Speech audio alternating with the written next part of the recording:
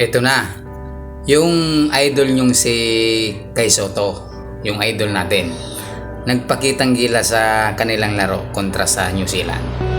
Mga bigman ng kalaban pinagkakaldag. Sa katatapos lang na laban ng Gilas Pilipinas versus New Zealand ay lumitaw ang laro ng ating pambato na si Kai Sotto. Halos makapagtala siya ng triple-double performance. Ito yung output ni Kai: 19 points, 10 rebounds, 7 assists, samahan pa ng 2 steals at 2 blocks.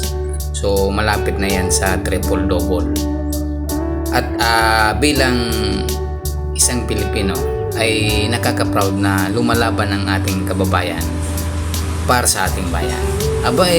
Lumalapit na siya doon sa kanyang pinapangarap na makatungtong sa NBA. Kunting sipag at lakas pa, tiyak, papunta na siya doon. Umaari ba na ngayon si Kai, no? Pero may mga dapat pa siyang i-improve.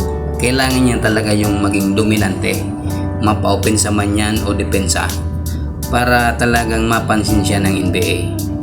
But overall, sa game nila versus New Zealand, ganda ng ipinakita niya. At ganun din yung buong team. Halos lahat sila umiscore. Saka kudos tayo kay Coach Tim Con at sa buong team ng Gilas Pilipinas. Mabuhay tayo.